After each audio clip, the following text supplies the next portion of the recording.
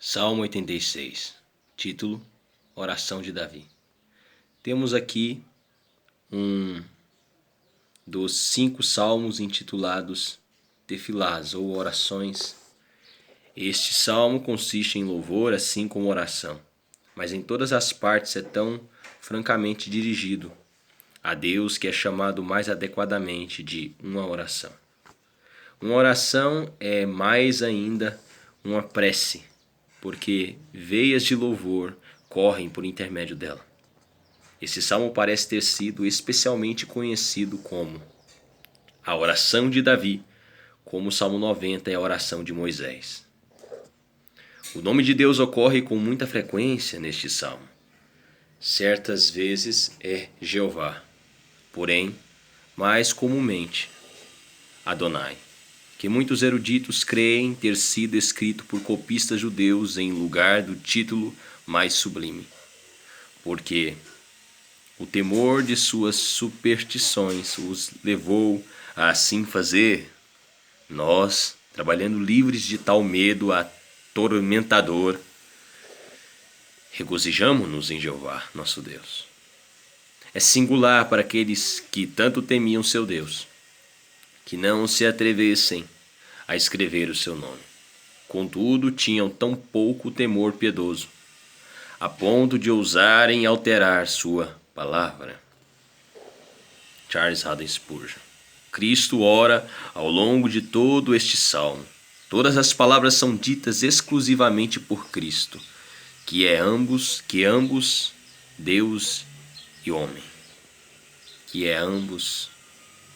Deus e homem. Saltério Cassiodore.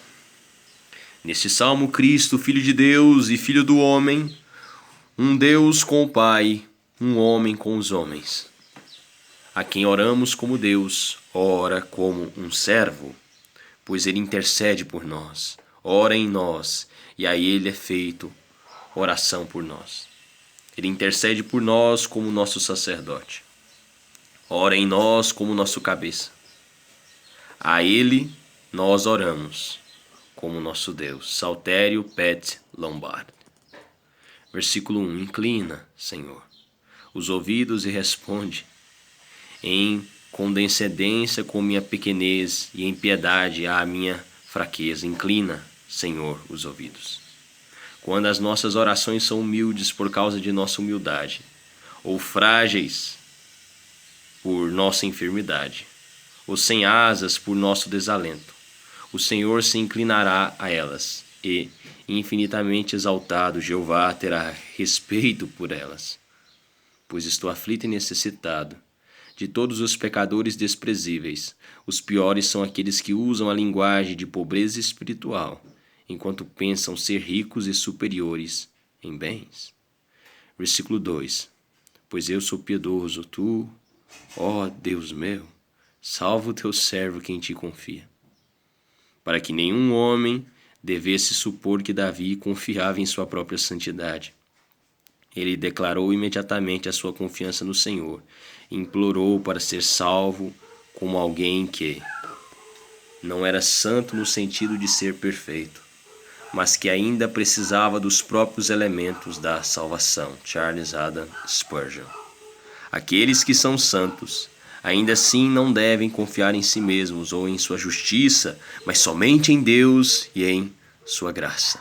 Matthew Henry. Versículo 4. Porque a ti, Senhor, elevo a minha alma. Como o girassol olha para o sol procurando o seu sorriso, assim volto eu meu coração para o Senhor.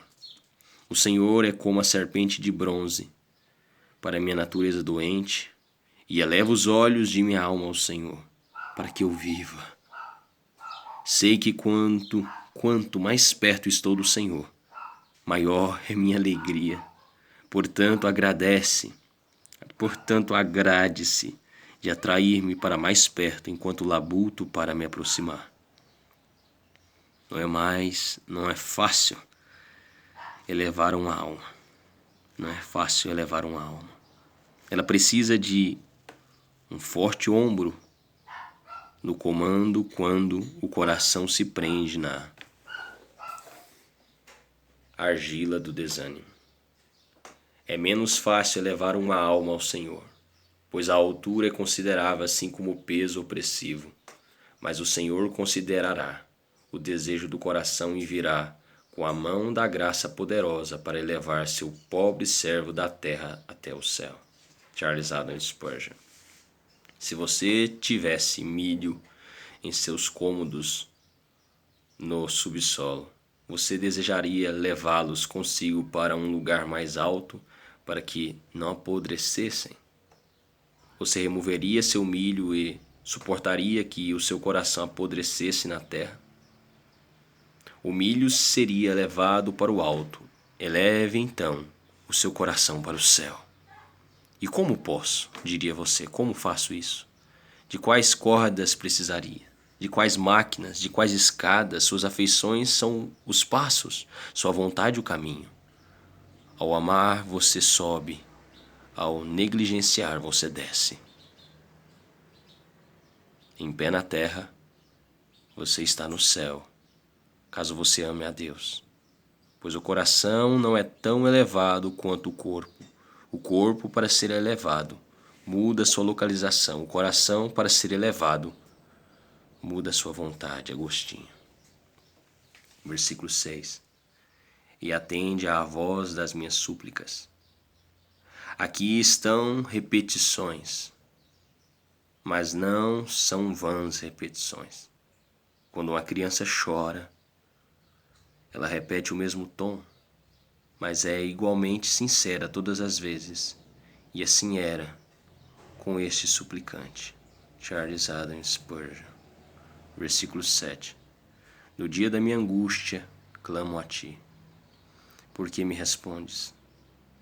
Não pode haver razão para a oração se não houver expectativa da resposta do Senhor. Quem faria súplica consciente aos ventos ou encontraria consolo em rogar às ondas? O trono de misericórdia é escárnio, se não houver quem ouça e responda.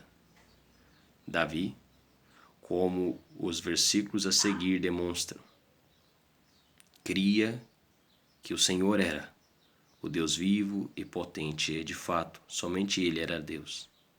Em consideração a isto, Davi decidia em todos os momentos de luta clamar ao Senhor. Davi decidia em todos os momentos de luta clamar ao Senhor. Charles Haddon Spurgeon. Versículo 8. Nada existe que se compare às tuas obras. O que os falsos deuses fizeram ou desfizeram? Quais milagres efetuaram? Quando dividiram o mar ou marcharam pelo deserto, lançando o pão dos céus? Ó Jeová, em tua pessoa e em tuas obras, tu estás muito acima de todos os deuses, assim como os céus estão acima do abismo mais profundo. Charles Haddon Spurgeon. Versículo 10. Só tu és Deus. Somente o Senhor era Deus antes que suas criaturas existissem. Continua único na divindade, mesmo agora após ter dado vida a multidões de seres. Sozinho o Senhor estará, pois ninguém jamais pode ser seu opositor. A verdadeira religião não faz concessões, não admite que Baal ou Dagon sejam deuses. É exclusiva e monopolizadora, reivindicando para Jeová nada menos do que tudo. A alardeada liberalidade de certos professos de pensamentos modernos não deve ser cultivada por aqueles que creem na verdade. A amplitude filosófica tem como alvo construir um panteão e amontoar um pandemônio. Não é nosso papel ser colaboradores de tal obra maligna. Charles Haddon Spurgeon. Versículo 11. Ensina-me. É o costume dos dias atuais falar do esclarecimento do homem e representar a natureza humana como sorguendo-se sob sua carga, como empenhando-se pelo conhecimento da verdade. Na realidade, esse não é o caso, e sempre que há um esforço na mente sem o ensino do Espírito, é direcionado a Deus como o grande ser moral e não como o grande ser espiritual. Um homem não ensinado pelo Espírito Santo pode ansiar pela moralidade e nunca desejar conhecer um ser espiritual. John Eade. e andarei na tua verdade. Conforme-se às Escrituras. Vivamos conforme as Escrituras. Oh, que a Bíblia possa ser vista, impressa em nossa vida. Faça o que a palavra ordena. A obediência é um modo excelente de comentar a Bíblia. Permita que a palavra seja o relógio solar pelo qual você guia sua vida. Que bem nos faz termos as Escrituras se não direcionamos todo o nosso falar e agir em conformidade a elas. Quão bom é um carpinteiro que tem a sua régua consigo, se a coloca em suas costas e nunca a utiliza. Para medidas e ângulos, então, quão bons somos com a régua da palavra, se não a utilizamos e não a regulamos a nossa vida por ela? Thomas Watson. Versículo 12. Dar-te-ei graças, Senhor, Deus meu, de todo o coração. Quando meu coração estiver pleno, eu o entregarei totalmente ao Senhor. O louvor nunca deveria ser entregue com menos do que o de todo o coração, de toda a alma e de toda a força, ou será tão irreal quanto inaceitável. Quando meu coração estiver pleno, eu o entregarei totalmente ao Senhor. O louvor nunca deveria ser entregue com menos do que o todo de nosso coração, de nossa alma e de nossa força, ou será tão irreal quanto inaceitável. Charles Haddon Spurgeon. Versículo 13. E me livraste a alma do mais profundo poder da morte. Há alguns vivos agora que podem usar esta linguagem sem hipocrisia, e aquele que traça estas linhas confessa muito humildemente que é um destes. Que candidato para o abismo mais profundo torno-me quando entregue a mim mesmo para satisfazer minhas paixões, avançar com minha veemência natural e desafiar o Senhor com imprudente leviandade? Para mim havia apenas uma alternativa dentre estas: grande misericórdia ou inferno profundo. Grande misericórdia ou inferno profundo.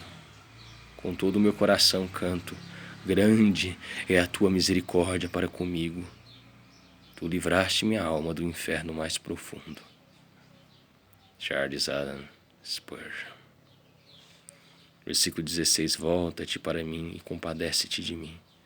Que os justiceiros deduzam argumentos a partir de seus méritos atuais. Minha alma o fará a partir das antigas misericórdias de Deus. Tu, Senhor, me fizeste bom.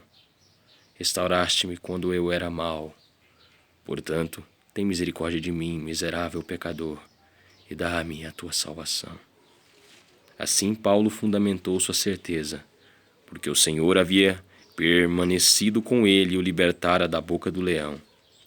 Portanto, o Senhor me livrará também de toda obra maligna e me levará salvo para o seu reino celestial. 2 Timóteo 4, versículo 17, versículo 18, Thomas Adams. Tu, Senhor, me fizeste bom, restauraste-me quando eu era mau.